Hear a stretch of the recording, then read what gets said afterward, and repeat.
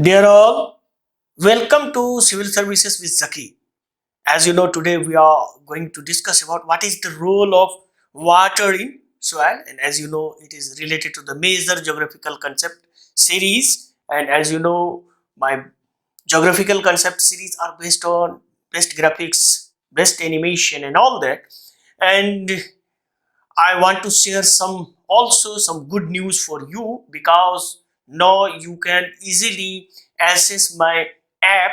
Basically, app is the similar name of the civil services with ZAKI, and in which you can easily join our free test series, some of the first free test series, and also the complete test series with very less fee. So you can now join our this app, and as you know, it is one of the third top ranking app, basically top ranking educator across our India. So that's why this app is very significant. So if you are preparing for the civil services examination, then you must subscribe our channel and also download this app. So let's we move forward and see today's topic. So what are the today's topics? So first, what is the role of water in soil? Another is how does water enter and exist soil? Another is how does water resides in soil and how much available to the plant? And another is what is hygroscopic water, and another is what is capillary water, and also what is gravitational water, and also what is the soil field capacity, and finally you can see what is the wilting point. So what is the wilting point, what is the capacity, soil field capacity, and etc. If you want to know all these questions, then you must stay with us till the end of this video, and also subscribe our channel if you are new, and if you are already subscribed, then please share with your colleagues and friends and also your groups. So let's start with topic. What is the role of the water in soil? So soil is, as you know, water is critical ingredient in the soil, as you know, the main determinant of whether plant will grow or perish. So water is the major component in the soil. So water enters and leaves soils through the various pathway and remain in the soil in the several ways. So soil water, so too much water or too little water can both be dangerous for the plants, so harmful for the plants. So the character of the soil and such as the texture and structure basically determine how well soil accommodate water. So that's why water is very significant for us.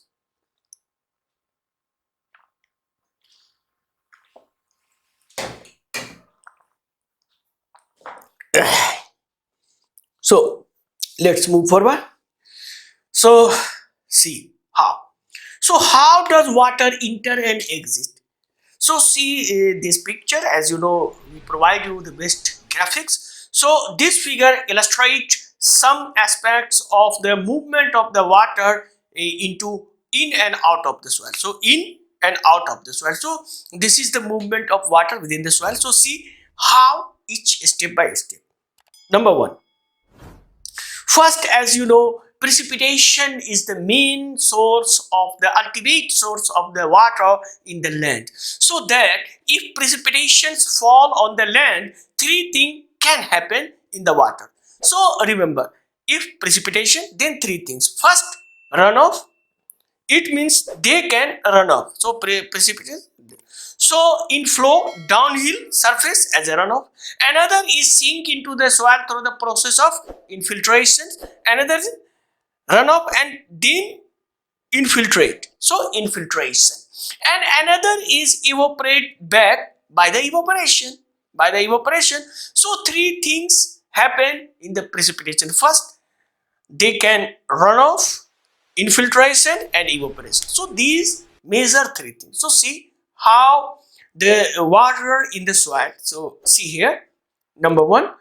So once the soil in the water can remain there, continue flowing into the subsurface. So these water continue infiltrated by the rain or precipitation. So uh, basically it is driven by the gravity and water percolating downward and leave the soil zone and become the groundwater. So these water infiltrate in this area and finally they can leave these soil structure and finally meet to the groundwater. So it can be join the groundwater and finally they complete the system of the water cycle towards the groundwater. So another is some of the water may don't go to the groundwater. So see here, but soil water can instead drawn back towards the surface. So this water, they don't go downward, they can go upward because capillary actions. So towards surface by the capillary action, which is made possible by the high surface tension of the liquid. So due to the high surface tension of the liquid, they may move upward, and once near the surface the water can evaporate and lost from the soil. So then finally reach the surface and maybe evaporate and soil lost these water. Another things you can find the plant tree. Another thing, see here. Plant root can extend water from the soil and carry through the roots. So these root into the stem higher parts of the plant. So finally by the water from this root they can reach the higher parts of the plant. And this rise of the water plant is also due to the capillary action. So these capillary action finally reach these water up to the roots and finally meet with the atmosphere. So finally go to the atmosphere by the transpiration. So see here, once reaches above the ground and the parts of the plant, the water used the process. So these water in the steam, water in this plant leaf etc used making the basically food for the plant due to, by the process photosynthesis. So by the photosynthesis they make the plant food, and finally once process basically transpiration, they finally leave these water into the atmosphere as the evaporation. So it means some of the transpiration and some of the evaporations meet, and both called evapotranspiration. So evapotranspirations also play major role in the our water cycle, basically global water cycle. So what is water cycle and all that, then you watch my previous video. Now our most of the topics such type of the water cycle and all that, we provide you our major geographical concept series, NCRT series and all that. So that's why you subscribe our channel and see all the video in the playlist, and also you can download my app. So this is the basically process. So another question is, how does water resides in the soil and how much is available for plant? So how much water basically live in the like the soil, and how much water evaporate in the atmosphere, and how much water available for the plant, and how much water not available for the plant but it still remain in the soil. So see here, water occurs several settings of the soil. One, some of the available plants. So some of the available, but some water exists in the crystalline structures of the mineral. So you can find some of the water is the crystalline form in the minerals and other materials. So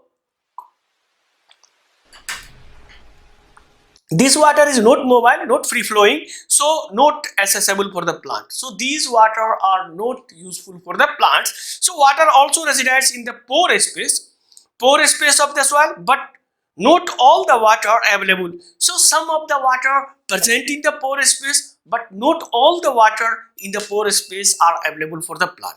So what is pore space and all that, then you must watch my this previous video on the soil. So what is soil, in which we define what is the pore space and all that. So for this video you can subscribe our channel and all that. And also, if you have any question regarding the geography, ecology, environment in science and tech, then you write in the comment box. We provide you the specific video on your demand. So let's see how. So first is setting of the soil water. So what is the setting of the soil water? So see here, basically three main settings of the soil water. Basically these three type of the water is called hygroscopic water, capillary water and gravitational water. So these three things. So see here these three things. So first is hygroscopic water. Hygroscopic water means water adhere the soil particles. Basically it is unavailable for the plant. So these hygroscopic water are not useful for the plant. Another is capillary water. So capillary water occupies pore between the grains. So as you know, this is soil particles and this is the pore space. So these pore space filled by these water, so capillary water. So this is available for the plant. Another is gravitational water. So gravitational waters, basically more water in these pore space, and finally much of these water drain out due to the gravity. So drain out due to the gravity, that's why it is called gravitational water. So these things, hygroscopic water, capillary water and gravitational water.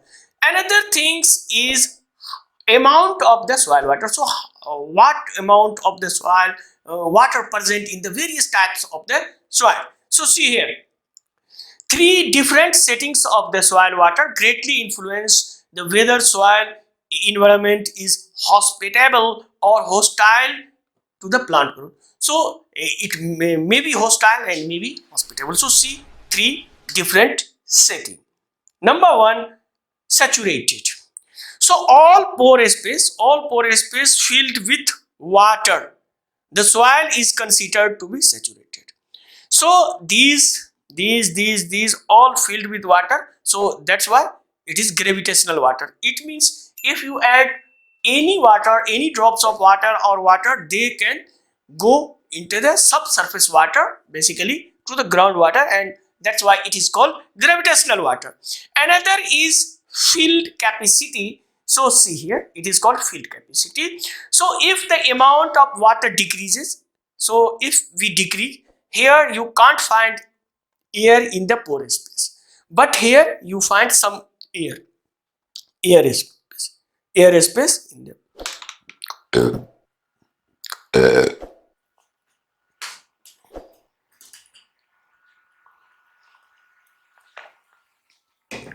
air space.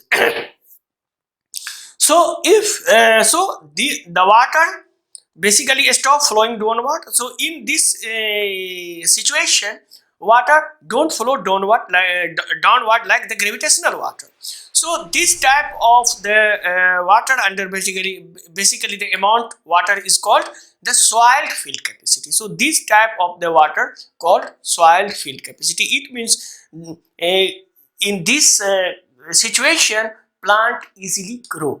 So if we use more water, then they become saturated. If we can less water, then it means they go to the wilting point. So what is wilting point? Another thing, see here.